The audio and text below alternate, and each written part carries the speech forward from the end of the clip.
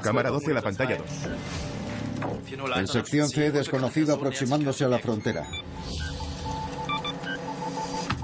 Mujer en C93 acercándose a B94. A todas las unidades, disparen. Érase una vez el sueño de una frontera perfecta, segura, invisible, infranqueable. Un sistema de aviso inteligente que registraba cualquier movimiento. Alta tecnología en lugar de vallas y armas de fuego. Los trabajos de la muralla del futuro comenzaron en secreto en 1983. Era un muro oculto en un seto. Los fugitivos serían inmovilizados con anestesia. La llamaron Muralla 2000. Nunca llegó a construirse. Pero entre 1961 y 1989, Berlín estuvo dividida. Familiares y amigos quedaron separados. Había arrestos en la frontera que atravesaba la ciudad. Algunos recibieron disparos al intentar cruzarla. El muro de Berlín fue una realidad de la Guerra Fría durante más de un cuarto de siglo. Piedra a piedra, la construcción del telón de acero.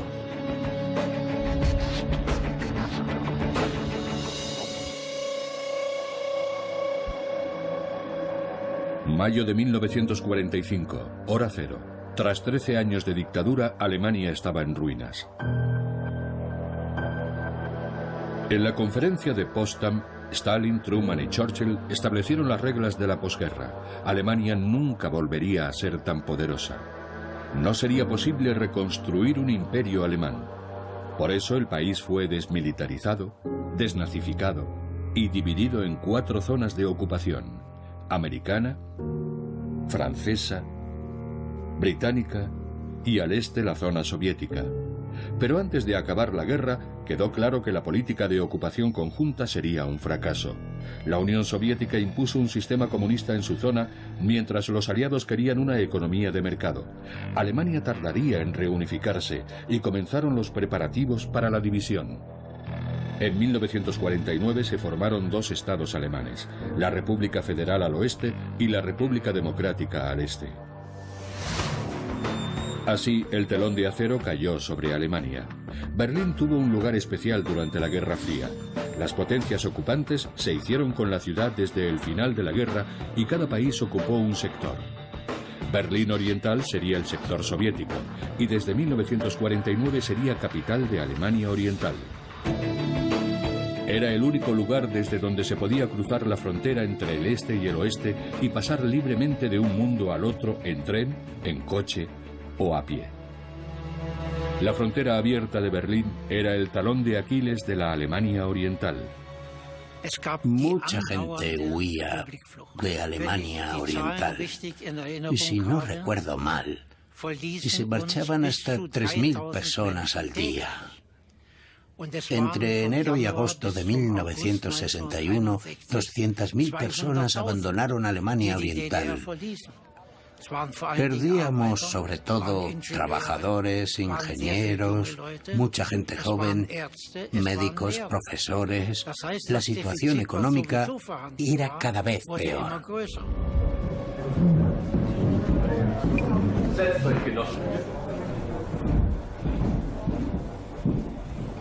A principios del verano de 1961, Alemania Oriental amenazaba con derrumbarse. Pero todavía quedaba una carta por jugar. Camaradas, conocen nuestra precaria situación. Necesitamos urgentemente un plan de acción. Los comités secretos de planificación llevan semanas trabajando en la división definitiva de Berlín. Primero, camaradas, nos centraremos en los puntos estratégicos más importantes. Aquí, aquí, aquí y aquí. 3 millones de personas habían abandonado Alemania Oriental y seguían saliendo todos los días. Era como una vía de agua. ¿Era posible dividir toda una ciudad? La decisión se tomó en Moscú. El líder de la Unión Soviética, Nikita Khrushchev, mandó sellar la frontera en Berlín Oriental. No quería poner en riesgo a Alemania Oriental, un estado comunista aliado. Si no podía dominar todo Berlín, al menos dominaría la mitad. Señores, la situación es la siguiente. Los preparativos quedaron en manos de miembros del Ejército Popular, de la Policía y del Servicio Secreto de Alemania Oriental, la Stasi, quienes se encargarían de la operación mientras los soviéticos trabajaban en segundo plano. El jefe de policía y el director del Departamento de Seguridad presidieron la reunión en la que se decidió cerrar la frontera con Berlín Occidental. Habría unidades militares en segunda línea y el ejército soviético estaría preparado. El plan era ejecutar una operación secreta con 20.000 efectivos uniformados de toda Alemania Oriental en pleno centro de Berlín, el epicentro de la Guerra Fría.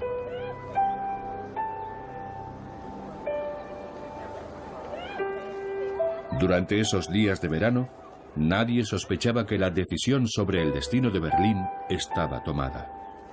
El 13 de agosto, domingo, el mundo quedaría dividido en un antes y un después.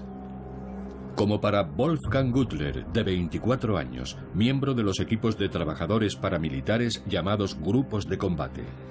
Mi hija nació en verano, en junio de 1961. Vivíamos en Köpenick y realizábamos ejercicios militares regularmente. Entonces, a principios de agosto, unos días antes del día 13, nos pusieron en alerta. Mi mujer estaba muy preocupada, pero se tranquilizó cuando otras mujeres le dijeron que sus maridos tampoco estaban.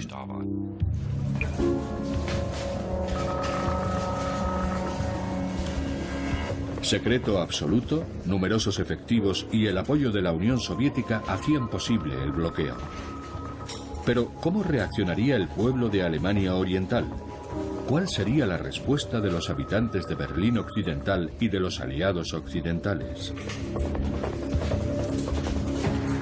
Cuando llegó la orden durante la noche del 12 al 13 de agosto, el resultado de la operación era incierto. Nos despertaron a medianoche y nos ordenaron vestirnos y ponernos en marcha. Entonces nos dijeron que teníamos que asegurar la frontera.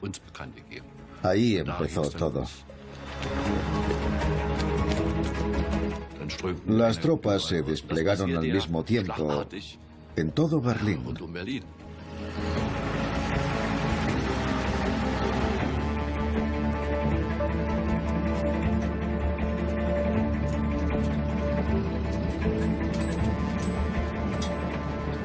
Por supuesto, nos preguntábamos cómo iban a hacerlo. Todo Berlín. Nos parecía algo imposible. La frontera medía 43,5 kilómetros y atravesaba la ciudad. Y habría que cerrarla herméticamente. A la 1:30 de la mañana se pararon todas las rutas de tren y de metro que se dirigían al oeste. Las 81 calles que atravesaban la frontera eran puntos estratégicos. También tenían en el punto de mira muchos canales y puentes tanto del centro como de las afueras, como el puente de Glienicke entre Potsdam y Berlín Occidental.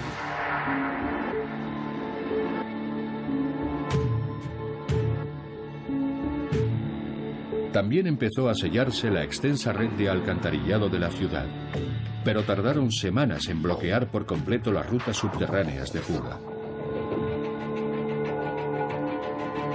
El primer muro fue humano, sustituido metro a metro por alambre de espinas y postes de hormigón.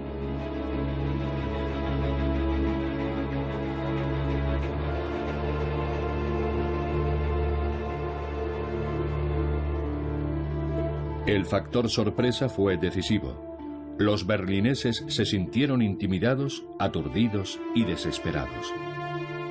Las noticias sobre lo sucedido provocaron la indignación. Cientos de habitantes de Berlín Occidental se reunieron junto a la frontera reclamando respuestas.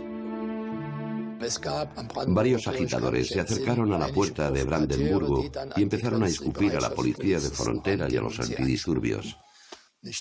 Yo les dije a mis hombres, ¿para qué son las bayonetas? Que se vean. Cada vez que alguien se acercaba, le enseñaban la bayoneta. Eso funcionó y la situación se tranquilizó. Sin embargo, nadie tenía interés en empeorar las cosas. El presidente estadounidense John Fitzgerald Kennedy dijo, no es una solución muy elegante, pero un muro es mejor que una guerra. El presidente de Alemania Oriental, Walter Ulbricht, podía estar satisfecho. Pero el verdadero cerebro de la operación era Erich Honecker, el responsable de seguridad. No sabíamos que existía esa unidad dirigida por Erich Honecker. Después del 13 de agosto, se corrió la voz de que Erich Honecker siempre estaba presente. Creo que eso le hizo ganar autoridad entre las Fuerzas Armadas y el personal de seguridad. Visto en perspectiva, ese fue su gran logro.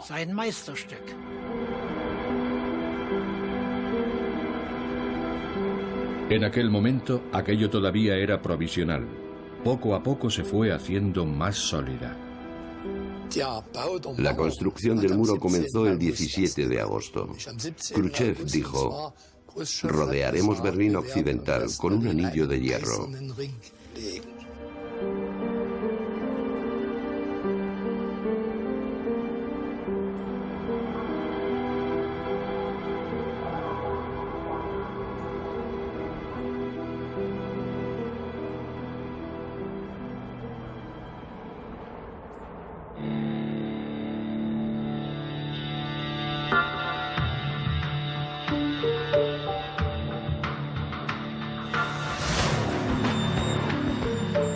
En algunos puntos del centro de Berlín era prácticamente imposible conseguir una protección fiable de la frontera.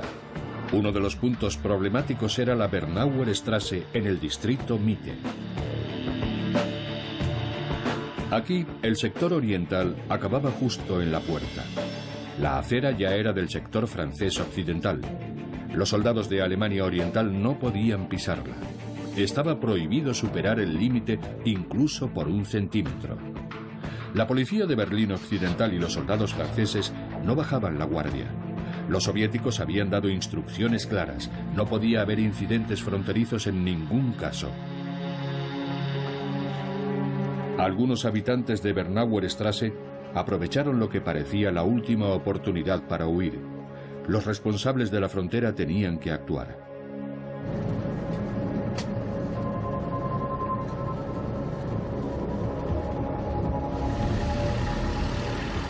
Llegamos en un camión muy temprano, alrededor de las 5 de la mañana. Teníamos que decirles que debían marcharse.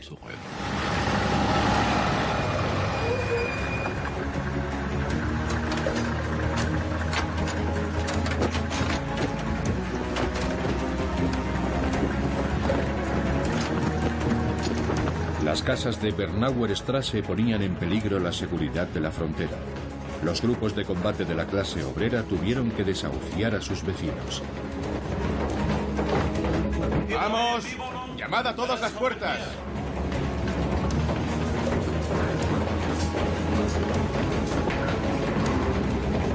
¡Registrad cada piso! ¡Que no quede nadie!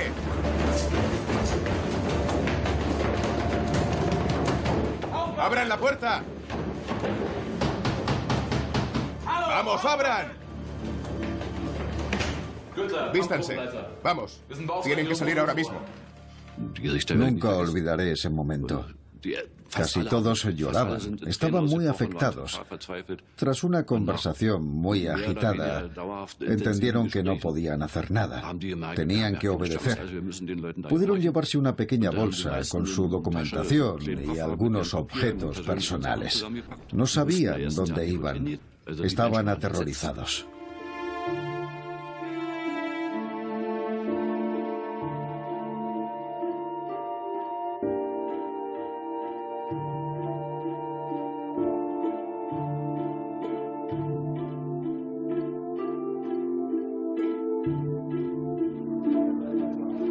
Tras el desalojo forzoso, se tapiaron puertas y ventanas.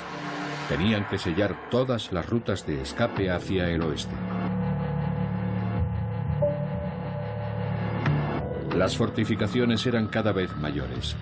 Día tras día, los soldados fueron tapiando todos los edificios.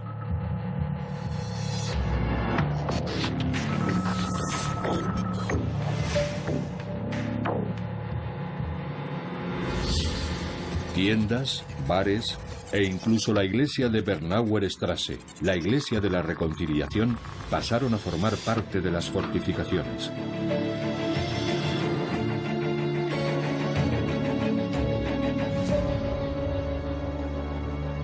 La frontera se hacía más infranqueable, pero miles de personas lograron huir en los primeros días.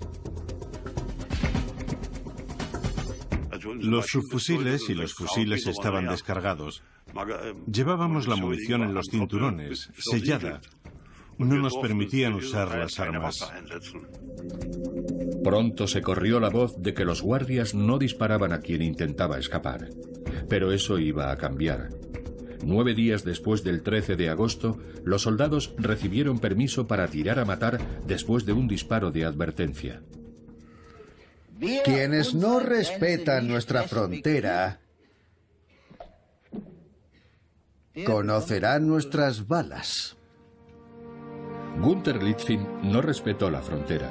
El 24 de agosto de 1961 intentó cruzar a través del río Spree. Los guardias abrieron fuego. Una bala lo alcanzó y lo mató. Fue el primer muerto del muro de Berlín. Pero no todos los guardias de la frontera querían obedecer.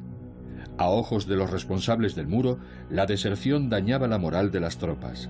Era un problema grave, pero para los soldados solo era un pequeño salto.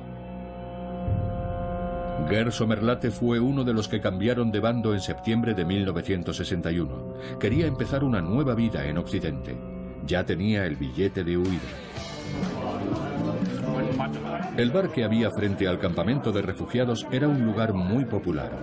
Allí, Gerd, con 19 años, encontró un refugio. Se compartían noticias y se forjaban conexiones. Los 2 hombres que atendían el bar también eran de Alemania Oriental, como él. Se veían muchas veces en el bar, también el día antes de la fuga. Un día se acercaron a mí y me dijeron: tú eres policía de frontera, ¿verdad? ¿No puedes ayudarnos? Queremos sacar a nuestras esposas de Berlín Oriental. ¿Conoces alguna ruta por donde sea posible hacerlo?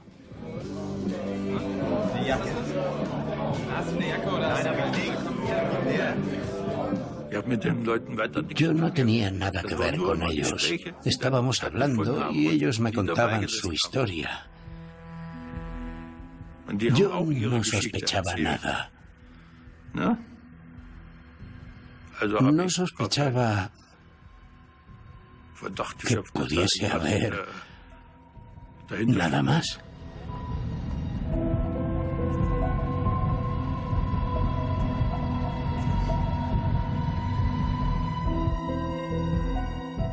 Fuimos a varios bares, bebimos un montón de cerveza y acabamos en la cervecería Ellis.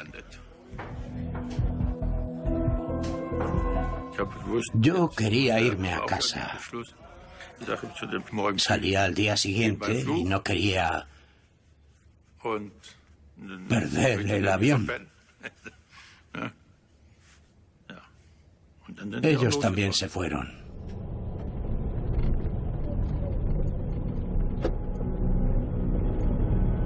Lo que no sabía era que el brazo del régimen llegaba incluso al oeste, aparentemente seguro.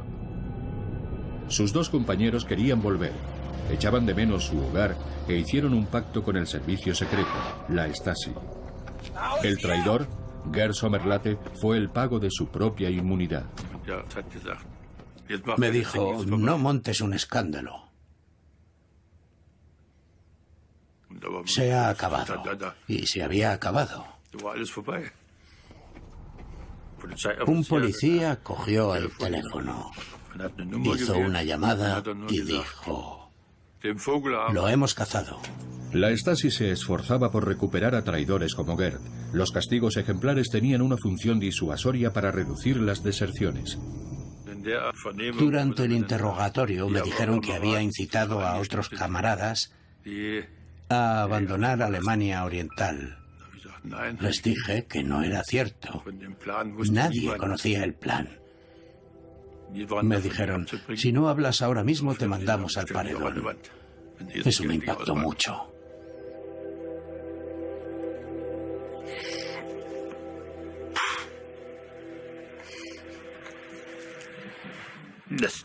Fue como un jarro de agua fría. Un gran shock. Me metieron en una celda del sótano durante varios días. Estaba completamente a oscuras. Entonces me interrogaron de nuevo. Me amenazaron de nuevo con usar diferentes métodos. Me presionaron mucho y dije cosas. Cosas que no debería haber dicho.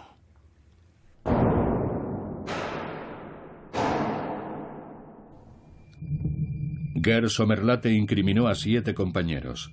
Nunca supo que fue de ellos.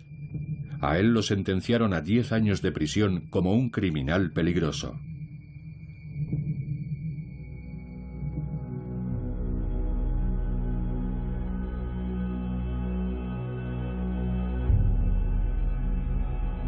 En junio de 1963, el presidente Kennedy visitó Alemania Occidental. El momento cumbre del viaje fue su visita a Berlín Oeste y el discurso que pronunció. Con su famoso "Yo soy berlinés", confirmó que la isla de libertad de Berlín Oeste tenía el apoyo de los Estados Unidos.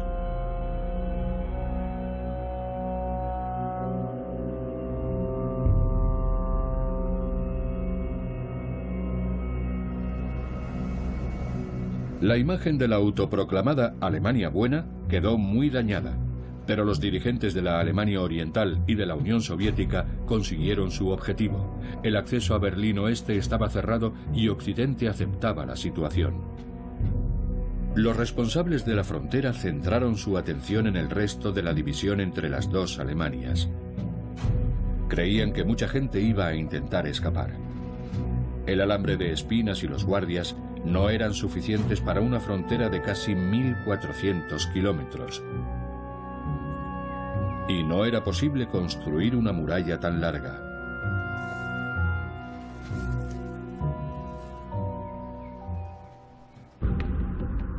Esperaban que más de 2 millones de minas soviéticas resolverían el problema. El comandante de las fuerzas soviéticas en Alemania Oriental, Iván Koniev, ofreció asistencia militar al ministro de Defensa de Alemania Oriental, Heinz Hoffmann.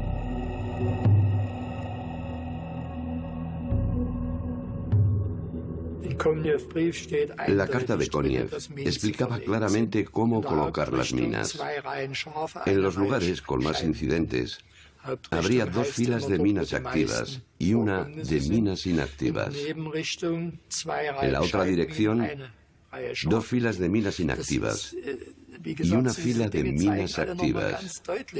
Esto demuestra hasta dónde la Unión Soviética era quien tomaba las decisiones estratégicas.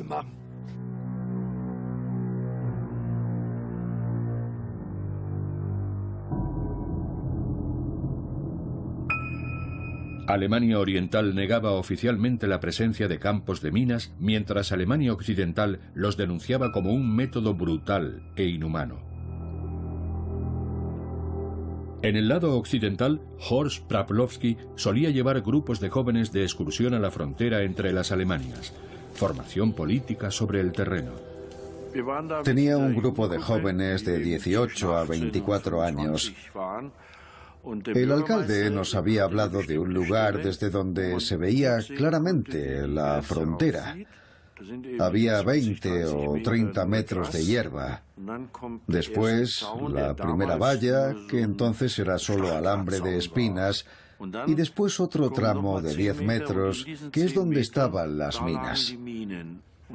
Más allá estaban las patrullas del ejército. Había 2 soldados en una de las torres de vigilancia. Uno de ellos le dijo a su compañero: vamos hasta allí. Desde allí se puede ver perfectamente el lado oeste. Y eso hicieron, aunque no estaba permitido que fueran hasta allí. Lo que hicieron los soldados era muy peligroso, porque no siempre sabían con seguridad dónde estaban las nuevas minas. Estábamos en un claro del bosque. Yo estaba hablando de la frontera y de las minas con los chicos. Entonces, uno de mi grupo dijo: mirad, ahí vienen 2 guardias de frontera de Alemania Oriental. Cruzaron la frontera para hablar con alguien del lado oeste. No sabían que había minas en esa zona. De lo contrario, no habrían pasado por ahí. No lo sabían. Pasaron y no sucedió nada. Traían cerveza y les dimos tabaco. No teníamos bebida, así que compartieron la suya con nosotros y hablamos durante unos 10 minutos. Los soldados se marcharon.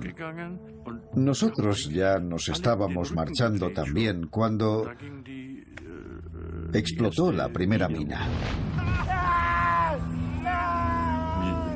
Todos corrimos hacia allí. Sabíamos que era territorio de la Alemania Oriental. ¿Qué podía pasarnos? Pero cuando pidieron ayuda, no lo pensamos y fuimos corriendo. Los jóvenes que venían conmigo bajaron una escalera de la torre de vigilancia, la usamos como camilla y nos llevamos al herido como pudimos.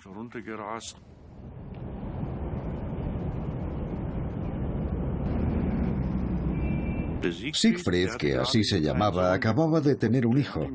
No quería quedarse en el oeste, quería volver a casa. El rescate del soldado herido causó una gran conmoción en Alemania Occidental. Fue la prueba definitiva de la existencia de las minas. Las autoridades se comprometieron a no sancionar a los soldados por romper las normas, pero Alemania Oriental quería enterrar el incidente discretamente. En Berlín, donde las potencias occidentales estaban siempre presentes, las minas eran impensables. Eran demasiado peligrosas en una ciudad tan poblada. Para Alemania Oriental, el muro era un símbolo de soberanía, pero también resultaba antiestético al estar formado por placas de hormigón, bloques de cemento y ladrillos. No daba buena imagen a una capital socialista.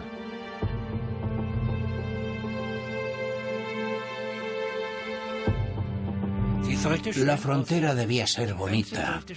Queríamos una ciudad agradable. ¿Por qué no tener también una frontera bonita?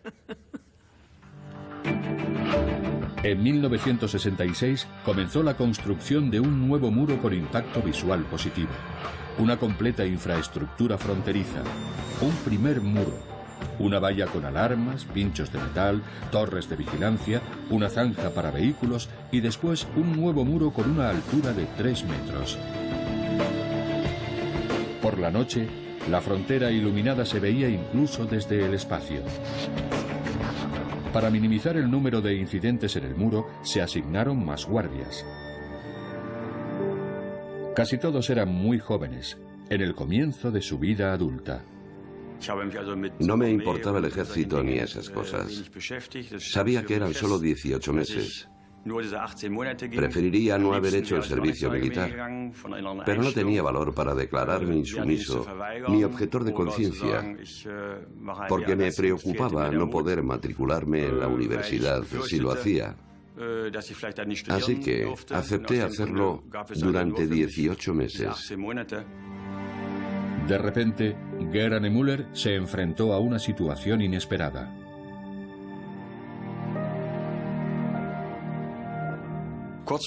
De la noche a la mañana, y sin saber por qué, me destinaron a cumplir el servicio en la Guardia de Frontera. Hasta entonces, nunca había disparado con munición real. El 7 de agosto de 1970, Geraint Müller llegó a su puesto en la frontera. Estaba decidido a no usar nunca el arma. Como todos los soldados, supongo, esperaba que nunca me encontrara en una situación en la que me tocase hacerlo. Poco después de la medianoche, un hombre entró en la zona prohibida. Los guardias le dieron el alto, avisaron y dispararon, pero él siguió caminando. Mi trabajo era vigilar una sección. Mi superior miraba hacia el otro lado. Me llamó y me dijo que había alguien caminando junto a la frontera. Le dieron la orden de parar. Lo avisaron de que íbamos a disparar, pero no hizo ningún caso y siguió caminando.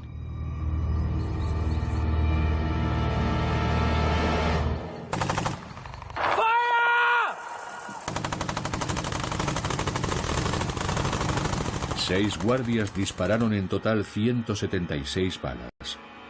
Una de ellas fue mortal. No me sentí culpable, pero estaba decepcionado conmigo mismo por disparar. Me sentí así durante mucho tiempo. Me sentía como un cobarde por no haberme negado a disparar. Llegamos a la sala de guardia. Me senté a la mesa y empecé a llorar. Mi superior también estaba muy afectado y no paraba de decir: ¿por qué nos ha pasado esto a nosotros? ¿Qué podíamos hacer? ¿Qué hacía allí aquel hombre? Nadie se preocupaba por nosotros, estábamos solos.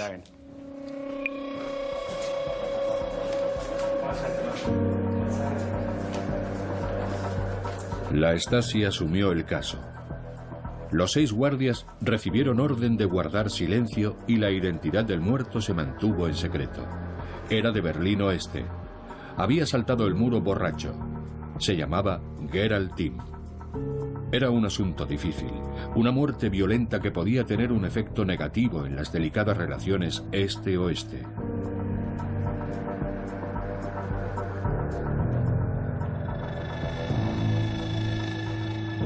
En el oeste, nadie relacionó la desaparición de Gerald Timm con los disparos, así que el este decidió mantener la muerte en secreto.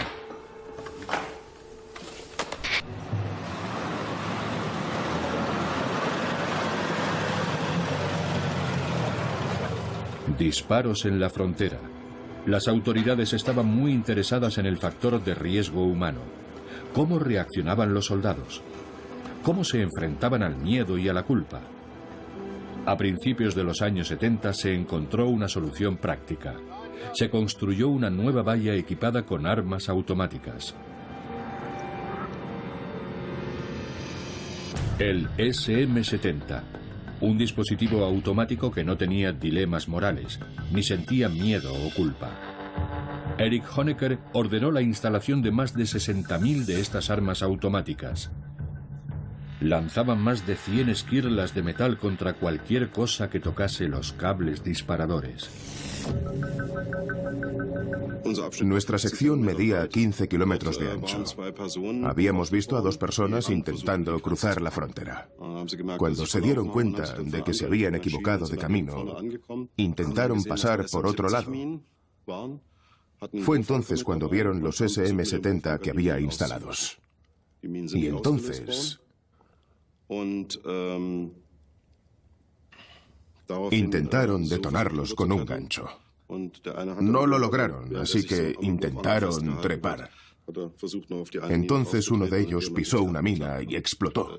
Perdió la pierna.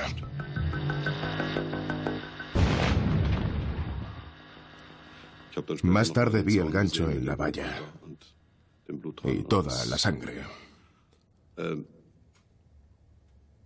Puede sonar extraño, pero mi primer sentimiento no fue la compasión. No sentía lástima por otro ser humano. Era una imagen horrible. Pero mi primer pensamiento fue: ha cruzado. Era un enemigo que había logrado cruzar, aunque yo tenía órdenes de evitarlo. La instalación del SM-70 tuvo lugar durante una época de enfriamiento internacional. Estados Unidos y la Unión Soviética acordaron una tregua en la Guerra Fría. Los dos estados alemanes tuvieron un ligero acercamiento. Alemania Oriental aprovechó para conquistar la diplomacia mundial. Entre 1972 y 1974, los estados occidentales abrieron embajadas en Berlín Este. Los incidentes fronterizos con munición real eran noticia en todo el mundo siempre que se producían y servían para presentar a Alemania Oriental como un estado inhumano e injusto. Por eso era tan importante tener el menor número de incidentes posibles de este tipo. Acuerdos de Helsinki, 1975. Erich Honecker se sentó entre el canciller de Alemania Occidental, Helmut Schmidt, y el presidente de Estados Unidos, Gerald Ford.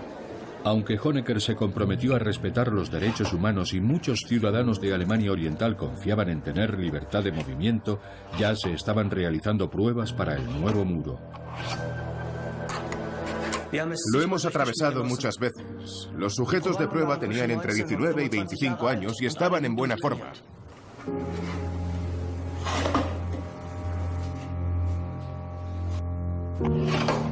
Se simulaban escenarios de fuga en un nuevo modelo de muro.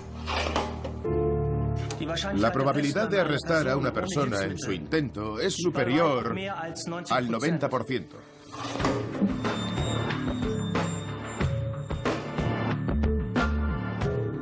Sus diseñadores creían que el nuevo muro, de 3,5 metros de altura, era casi infranqueable. Además, necesitaba poco mantenimiento y estaba construido con paneles fáciles de fabricar.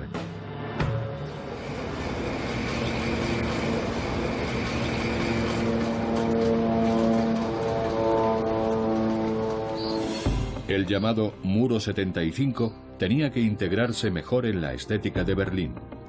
Para mejorar su aspecto visual en su cara occidental, los paneles de hormigón se pintaron de blanco en lugar del monótono gris. Al este, el color blanco tenía otra función. Los intentos de fuga se veían mejor con un fondo blanco.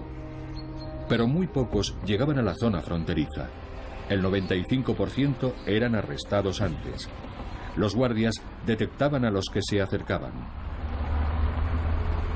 A partir de 1983 se retiraron los dispositivos de disparo automático y las minas a cambio de una inyección de capital de Alemania Occidental. Alemania Oriental atravesaba una grave crisis financiera. Sin la entrada de divisas estaban al borde de la quiebra.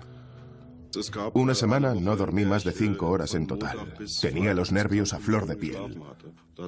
Y dije que si seguíamos así, me iría a desayunar a Weiner Schmieden, la primera ciudad al otro lado de la frontera, que estaba amenazando con desertar.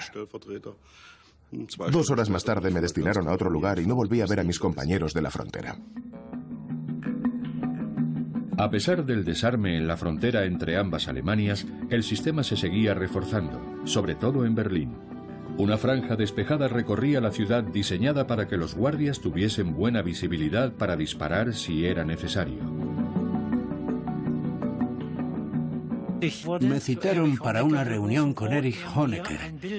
Me mostró un libro con imágenes de estructuras en Berlín Este, desde depósitos de agua hasta el aeropuerto de Schönefeld.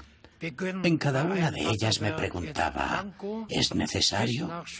¿La ciudad necesita esto? Entonces yo le decía, no, eso ya no hace falta. El depósito lleva años cerrado. Entonces decía, muy bien, podemos demolerlo. Una de esas estructuras fue la Iglesia de la Reconciliación. ya no se usaba, así que cayó víctima de la operación.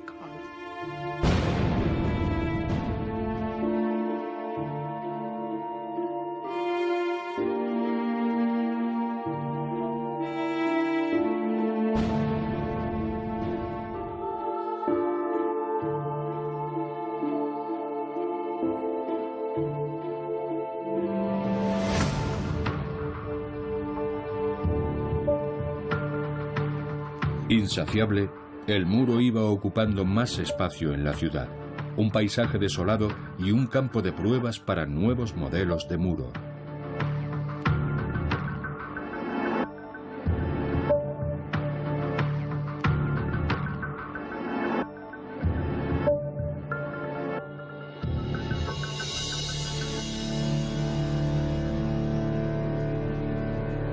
Los expertos llevaban años trabajando en un nuevo muro.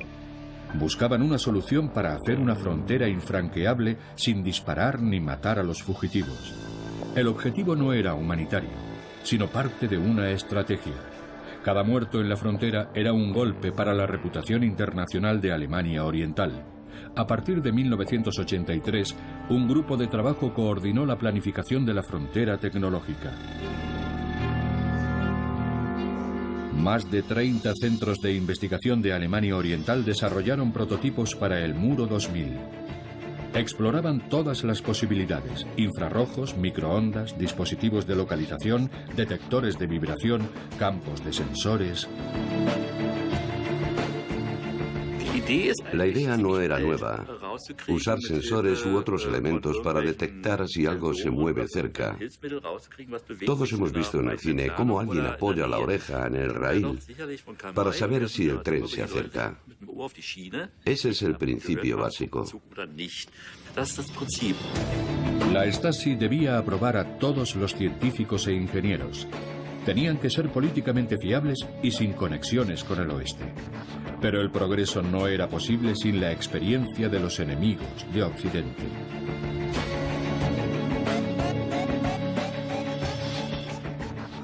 El resultado dependía de un nuevo instrumento que podía comprarse en Alemania Occidental. Yo lo conocía y le pedí a mi madre, que tenía autorización para cruzar la frontera, que me trajese un sistema Z80. Me lo trajo y construí mi primer prototipo, que funcionaba muy bien. Fue el modelo de todos los demás instrumentos, porque el sistema Z80 no se encontraba en Alemania Oriental.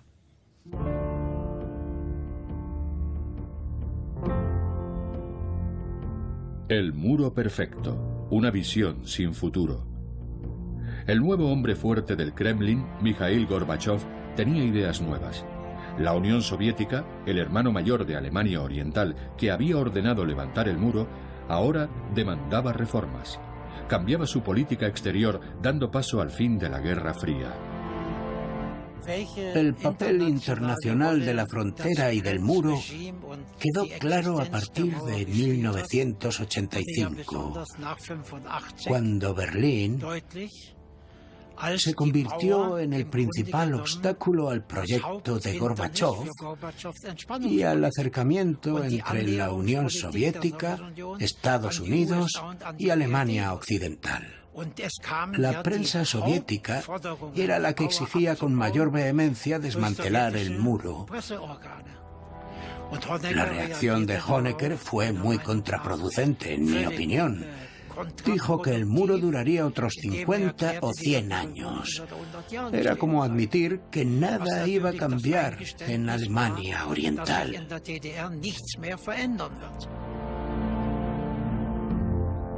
Alemania Oriental, 28 años después de la construcción del muro. Un país paralizado. Un estado moribundo.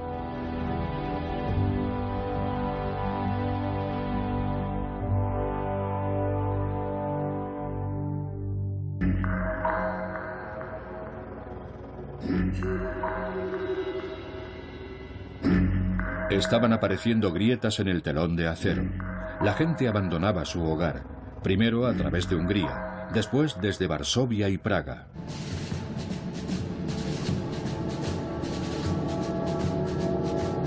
El 7 de octubre de 1989, Alemania Oriental celebraba sus 40 años. Pero se había acabado el tiempo del socialismo en el estado de los obreros y los campesinos. Honecker se negaba a aceptarlo y quería defender a Alemania Oriental por todos los medios, incluso con tanques y fusiles. El Estado se enfrentaba a la mayor crisis. Cada vez más gente demandaba cambios. Querían democracia y libertad.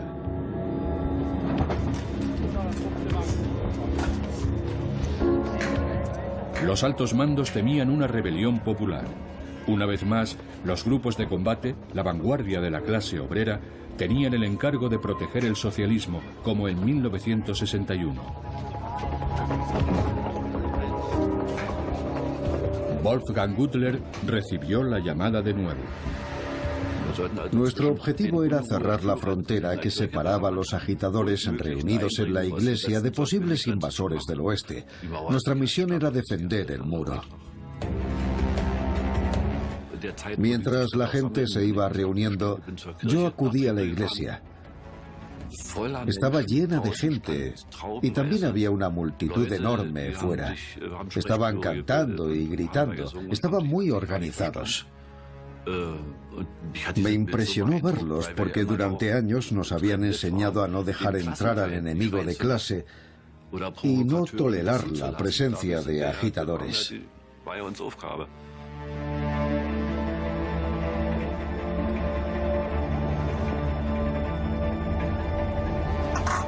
Volví y ordené a mi unidad que dejasen toda la munición en el camión.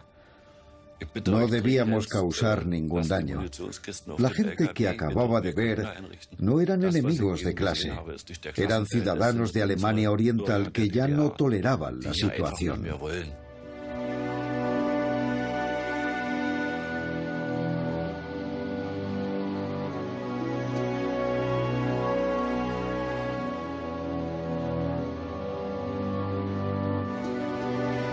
El 13 de agosto de 1961 y octubre de 1989, dos fechas muy importantes para mí. 2 días con diferente resultado. En 1961 colaboré con entusiasmo en la construcción del muro y en el 89 dije, basta, hay que acabar con esto, no podemos seguir así. Camaradas, buenas tardes a todos. Me han dado el siguiente aviso con fecha de hoy. Supongo que ya lo habrán recibido. Las visitas privadas al extranjero se permiten sin necesidad de demostrar acontecimientos familiares o similares. Los agentes de policía tienen orden de gestionar desde este momento las solicitudes de visado sin obstáculos previos ni demoras injustificadas. Durante 28 años el muro dividió la vida de millones de alemanes, pero en solo una noche desapareció. Llegaron las primeras personas preguntando si podían cruzar. Nos dijeron claramente que el partido había dicho que se permitía pasar. Decís que la palabra del partido es la ley. Déjanos pasar, camarada, decían.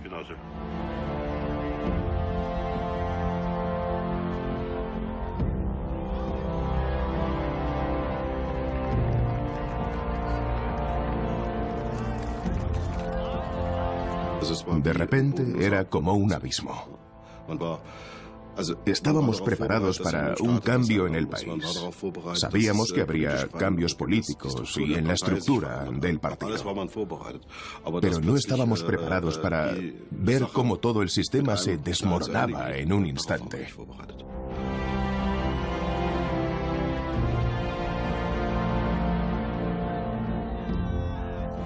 Estaba en mi oficina cuando recibí una llamada de la gente al mando para decirme que había miles de personas en los pasos fronterizos. Yo le pregunté por qué y me respondió, ¿no sabes lo que ha dicho Schabowski? La frontera está abierta. Pon la televisión de Alemania Occidental, ahí puedes verlo todo.